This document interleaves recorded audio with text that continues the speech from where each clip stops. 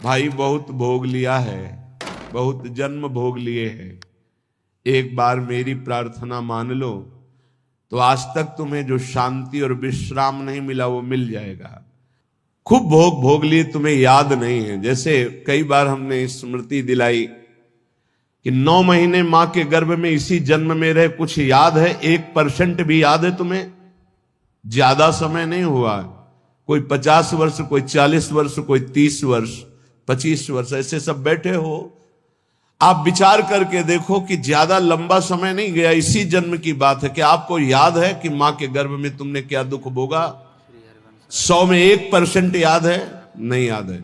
फिर पीछे जन्म की क्या जानोगे? ना भवता ना पे संसार मध्य, इस जगत में ना तुम कभी सुखी हुए हो ना सुखी हो पाओगे यदि भजन नहीं करोगे। देखो, जब बच्चापन तो सिखाया जाता है खूब बढ़िया पढ़ो लिखो, धन कमाओ, ऐसे योग्य बनो, बढ़िया है।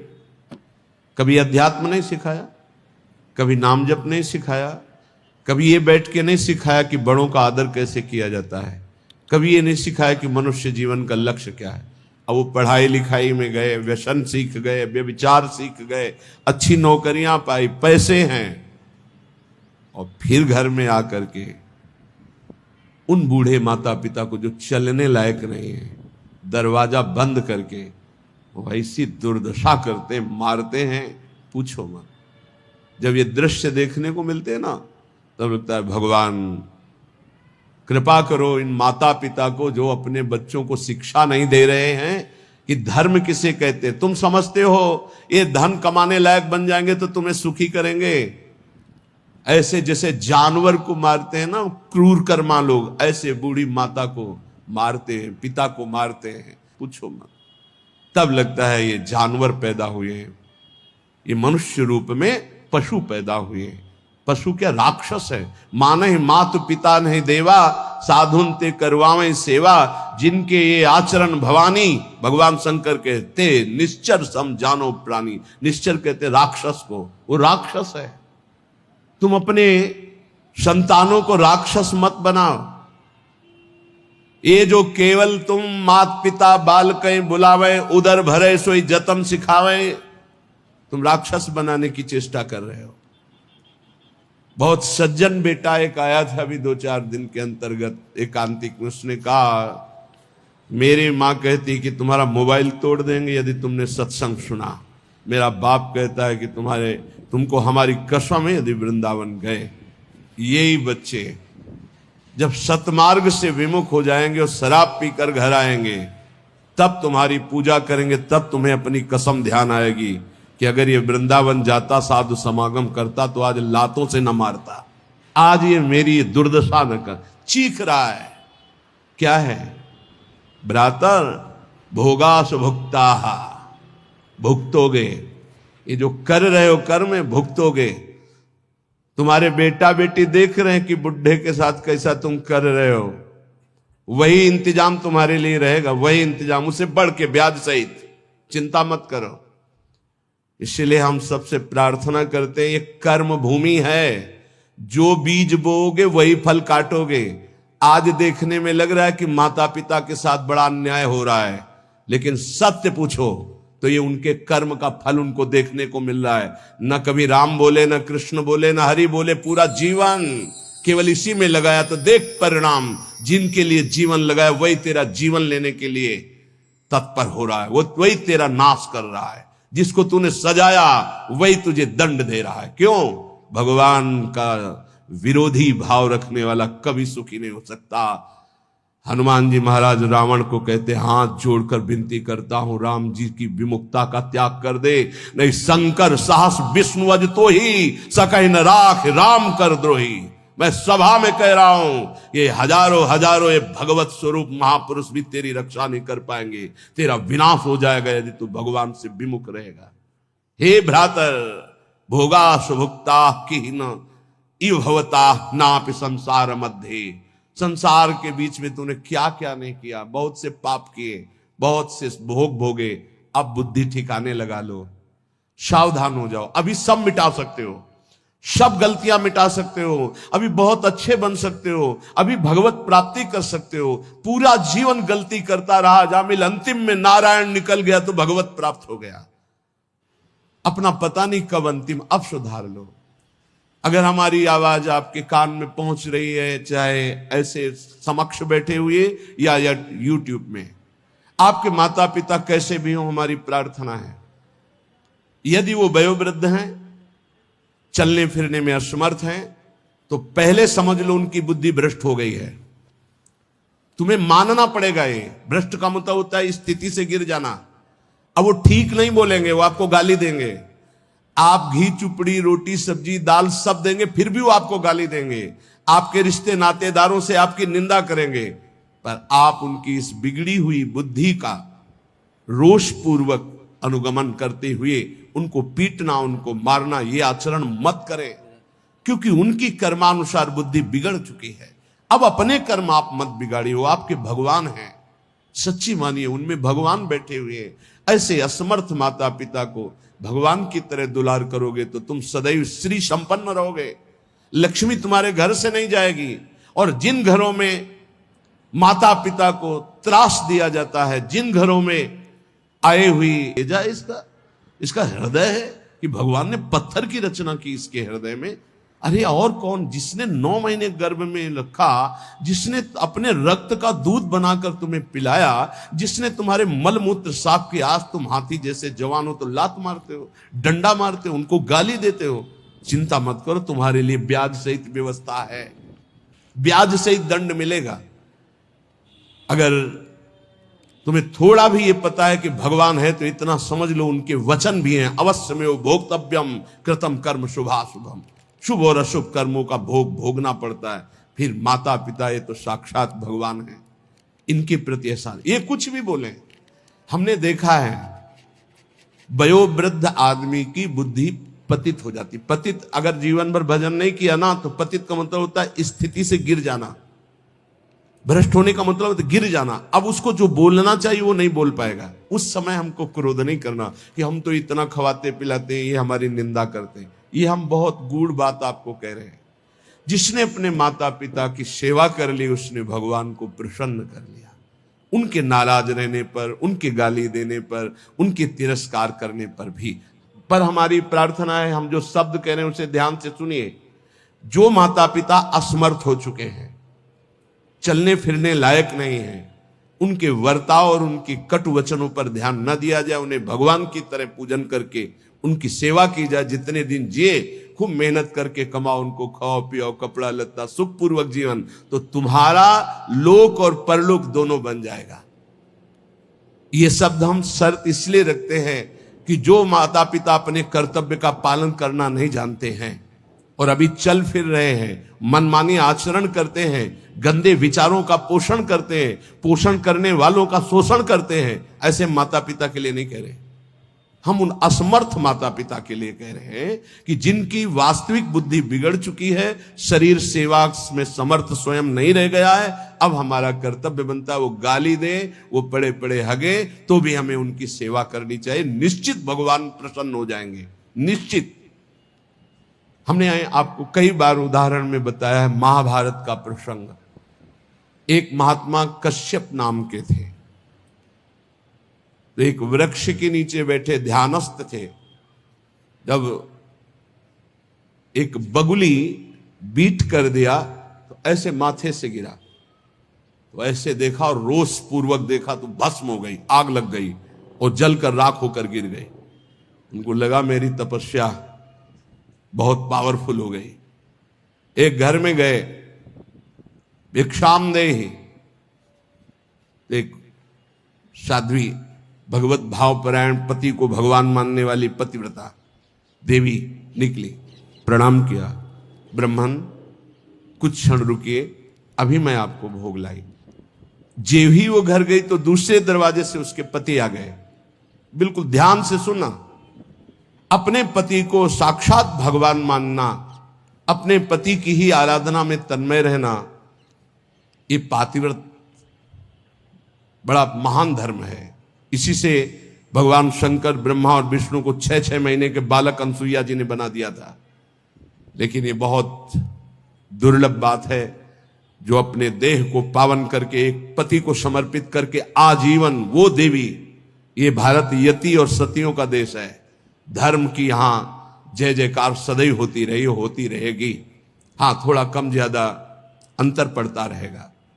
अब आज क्या धर्म को समझे जो बॉयफ्रेंड गर्लफ्रेंड ये दलित दुराएं दिमाग में बैठ गई है, ये क्या समझेंगे कि धर्म किसे कहते, पातिव्रत धर्म किसे कहते, एक पत्नी व्रत किसे कहते हैं, जिसका पाणी ग्रहण किया, आजीवन निर्वाह किया।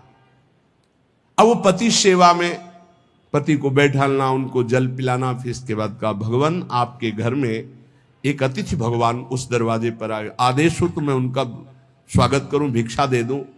कहा तत्काल जाइए, तत्काल जाइए। वो कुछ फल फूल अन्ना आदि लेके गए।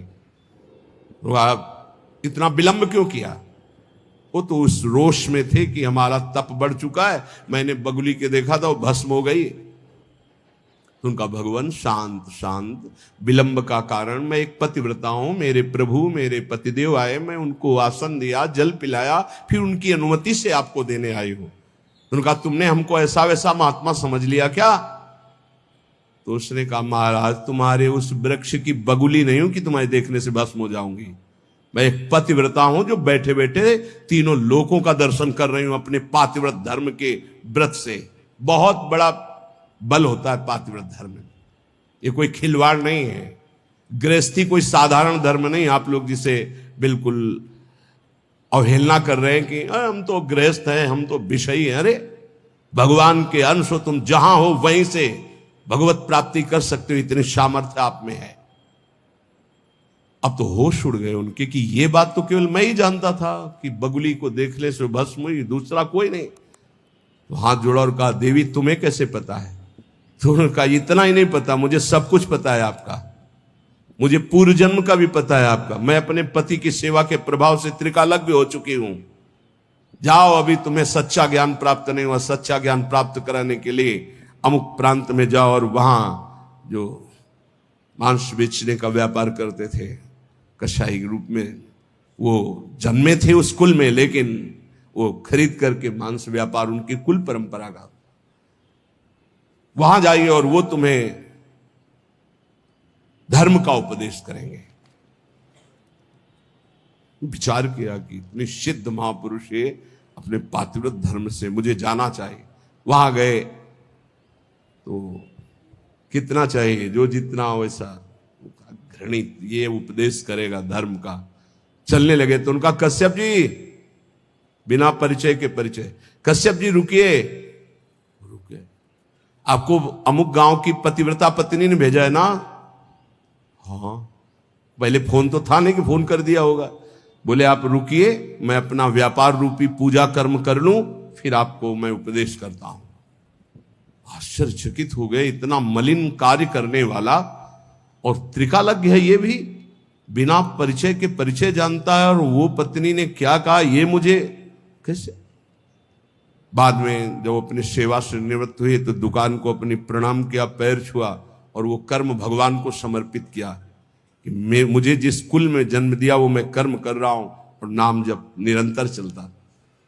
उन्होंने कहा पहले तो मैं पूछना चाहता हूं आप इतना निंदनीय कर्म क्यों करते हैं? तो उनका है मेरी कुल परंपरा से चल रहा है। फिर तुमको इतना पवित्र ज्ञान कैसे हो गया तीनों काल का? बोले मैं निरंतर नाम जप करता हूं, अपने कर्म को भगवान की पूजा समझता हूं। और आओ, और घर ले गए और दिखाया कि श्वेत पलंग पर बूढ़े माता पिता बैठे हुए, जाके साष्टांग दंडवत किया। बोले जो उससे धन मिलता है उससे मैं अपने इन भगवान की सेवा करता हूं। रात दिन माता पिता की सेवा के प्रभाव से, नाम जप के प्रभाव से, अपने व्यापार को भगवान की पूजा समझने के प्रभाव से मुझे तीनों काल का ज्ञान है। तो उन्होंने कहा मेरी तपस्या अपूर्ण क्यों है? कश्यप जी ने उन्होंने कहा इसलिए कि तुम अपने माता पिता की अवहेलना कर चुके हो और वो वृद्ध माता पिता भटक रहे हैं, उनकी सेवा छोड़कर उनकी अनुमति के बिना तुम ये ऐसा, जाओ पहले उनकी आज्ञा का पालन करो।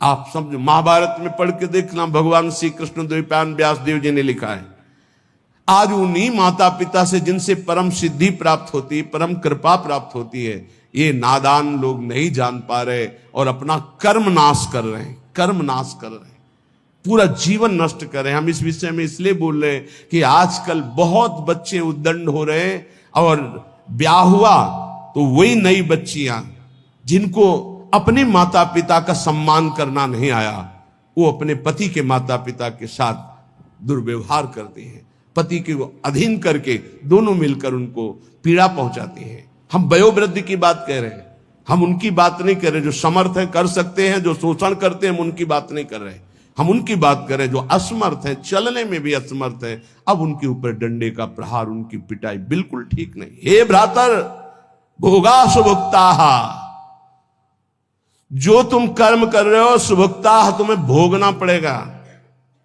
और बहुत भोग चुके हो। जैसे मां के गर्भ में कितना बड़ा दंड भोगा तुम्हें याद भी नहीं है।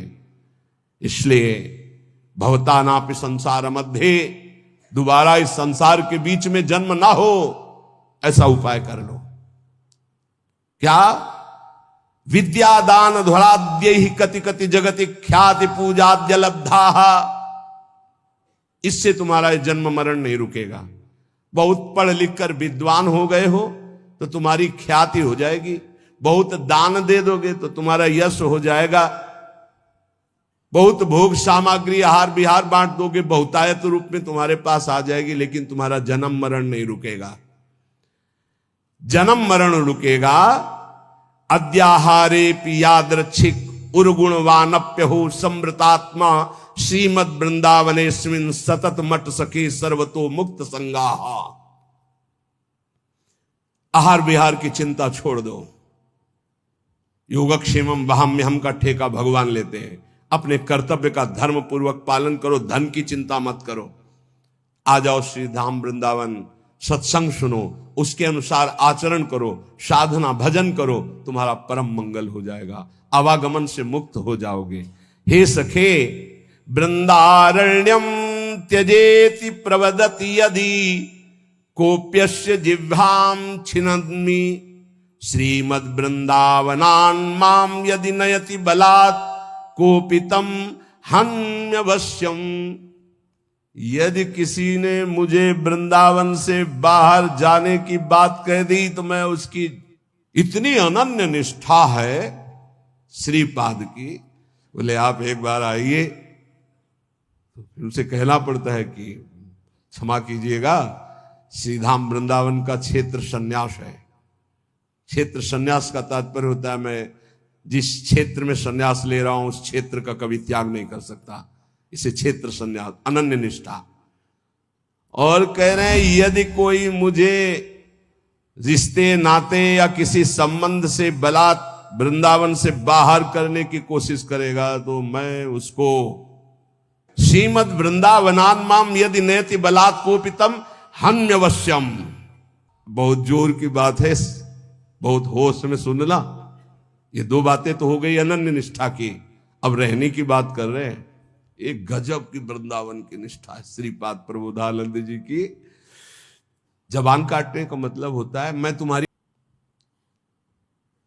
बहुत ऊंची निष्ठा है, इसलिए समझ पाना बहुत कठिन है।